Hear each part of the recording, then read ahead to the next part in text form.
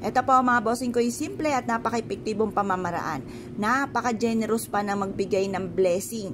Ako po mga bossing ko, marami ng patotoo po dito sa pampaswerting ito sa pamamagitan ng dahon ng laurel at ganoon din po ang barya.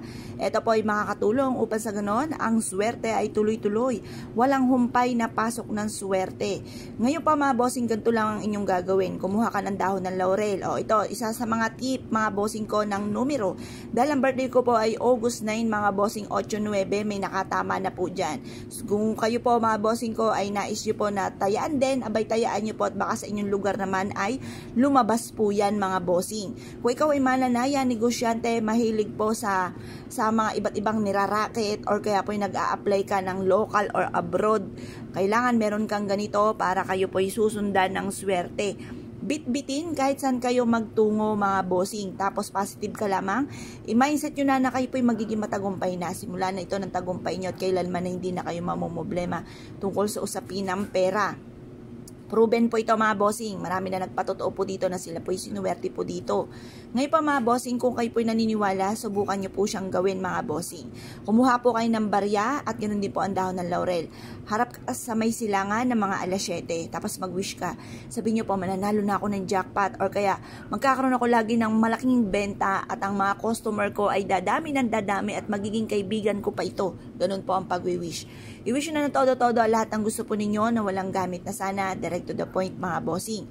At pagkatapos mga bossing ko, mas mainam na ito po ibit-bitin nyo kahit saan kayo magtungo. Ito po mga bossing ko, i-a-adjust ako sa lagi kayo suswertihin. At papapasin ninyo, instead na kalamalasan ay puro kaswertihan naman ang darating. Ngayon pa mga bossing, basta positive ka lamang, ugaliin lagi ang mga magagandang salitain. Kasi ako po mga bossing ko dati-rate, ang mga salitain ko, yung mga pagdaing-daing, tas lagi akong galit, parang may galit ako sa mundo, lagi akong, yun nga po, lagi nga pong kung ano ng mga pinagsasabi na panay kahirapan, yung mga ganun mga bossing, alisin nyo po yun. Dahil yun din na nagiging dahilan kung bakit ikaw ay minamalas. Kailangan po panay mga magaganda ang sasabihin po natin para puro swerte naman ang darating po sa atin mga bossing.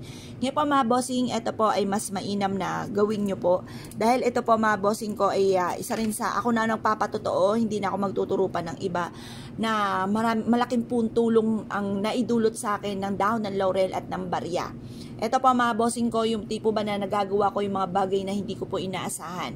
Tapos pwede rin naman po mga bossing ko na kayo po ay mas lumevel up pa yung swerte.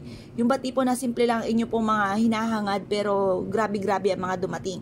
Yung sobra-sobra mga bossing. Ngayon po mga bossing, mas mainam na subukan nyo po na ito mga bossing kung kailan nyo ito mapapanood. Para sa arating din na ghost month ay hindi nyo po ito maranasan. Para instead na kamalasan ay puro kaswertehan naman ang maaaring inyong mata mo. Kaya kung kayo pinaniwala at na siya po itong gawin, ay siya mga bossing, good luck po sa inyo po lahat.